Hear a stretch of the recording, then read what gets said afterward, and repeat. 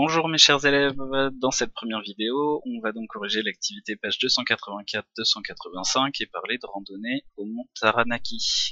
Donc cette activité a pour but de présenter ce qu'est le travail du poids et le travail d'une force en général, mais en particulier le poids, dans un cas particulier qui est le cas d'une randonnée. Donc en fait on a deux randonneurs, on va comparer deux trajets.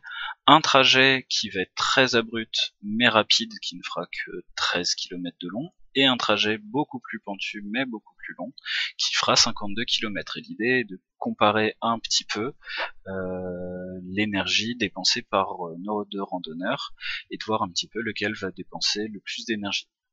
Donc on a avec ça un document ici qui nous explique tout ce qu'on a à savoir sur le travail d'une force, notamment les différentes formules qu'on va pouvoir utiliser. En dessous, on a ici un petit rappel de trigonométrie et en particulier les formules de cosinus et de sinus dont on aura besoin également, et au milieu on a un schéma sur la double page mais qui n'est pas très clair ici, donc on nous demande à la question 1A de réaliser un schéma représentant le trajet suivi par le randonneur 1 ou 2 et son poids. On va donc sur le schéma suivant, voilà, représenter le randonneur ainsi que son poids et les deux trajets 1 et 2. On voit que le trajet 1 est beaucoup plus pentu que le trajet 2. D'accord, on représente les pentes par des angles alpha et bêta. Alpha est donc normalement beaucoup plus grand que bêta. Pour le poids, je rappelle qu'il est vertical et qu'il s'applique au centre de gravité de notre randonnée.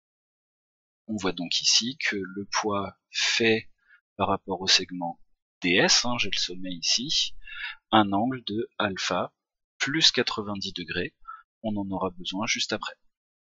Pour la question suivante, donc la 1B, on va rentrer un petit peu plus dans le détail et faire le calcul du travail du poids dans ces deux cas. Donc, vous inquiétez pas pour le calcul qui va s'afficher, on va en parler.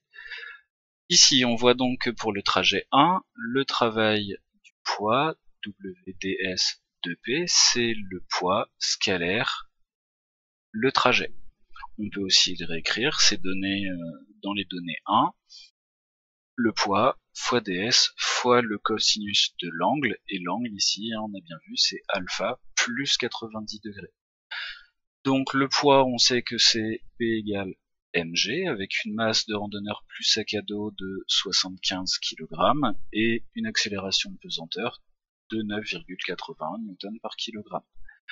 Le trajet ds, c'est donné dans le doc 1, on vous dit qu'il fait 13 km, faites bien attention, il faut penser à le convertir en mètres, soit 13 000. Alors l'activité ne nous donne pas l'angle, donc on est obligé d'utiliser la formule de trigonométrie qui nous dit que le sinus de alpha, c'est l'opposé sur l'hypoténuse, soit ici 2518 moins 110 sur 13 000, on obtient 0,18523. Pour la suite, on va utiliser donc la fonction sinus moins 1 de la calculatrice. On va faire sinus moins 1 de 0,18523 et ça va nous donner un angle de 10,67 degrés. Maintenant, on a tout ce qu'il faut pour appliquer ce calcul-là. Donc, le travail du trajet ds pour le poids, c'est 75 fois 9,81 fois la distance, donc 13 000 mètres, fois le cosinus de l'angle, 10,67 plus 90 degrés. On obtient donc un total de moins 1 770 934 joules. Le travail correspond en fait à une énergie transférée, donc on a la même unité qu'une énergie.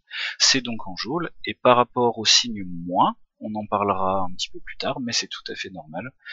C'est lié au fait qu'on a un angle qui est supérieur à 90 degrés. Pour le trajet 2, on a le même calcul, honnêtement c'est la même chose. La seule différence, c'est qu'on a une distance de 50 000 mètres, ce qui va avoir pour influence de changer le sinus de bêta, et donc notre angle bêta, et pas alpha.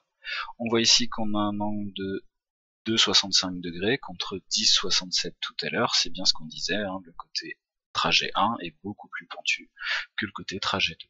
Et donc pour résumer, on fait le calcul et on voit qu'on a toujours un travail négatif, toujours en joules, et avec une valeur très similaire à celle que vont avoir précédemment. Les principales erreurs vont être liées en particulier aux arrondis. Pour la question 2, on nous demande de voir si le travail du poids est moteur ou résistant. Alors si je regarde le poids ici, il est vertical, et j'ai mon trajet ds qui va être représenté comme ceci. Donc si je fais à côté du schéma, je représente, on voit qu'ici, avec l'angle obtenu, on est plutôt dans ce cas-là. On va donc avoir un travail qui est résistant, et ça confirme ce qu'on a eu à la question précédente, c'est-à-dire un travail qui est négatif. Pour la question 3, normalement c'était un petit échange entre les élèves pour comparer les valeurs. Bien évidemment, ici j'ai déjà fait les deux, donc la question 3 est déjà faite. Pour la question 4, qui reste la conclusion de cette activité, on nous demande de comparer les énergies dépensées par les deux randonneurs. La conclusion est que le travail du poids est le même pour les deux trajets, donc l'énergie dépensée par le randonneur ne dépend pas du trajet suivi. La seule chose qui va influencer sur l'énergie dépensée, ça va être en fait l'altitude du point de départ et l'altitude du point d'arrivée. Voilà, donc vous pouvez maintenant passer à la vidéo suivante, qui est le bilan, qui va extraire un petit peu toutes les informations importantes de cette correction d'activité.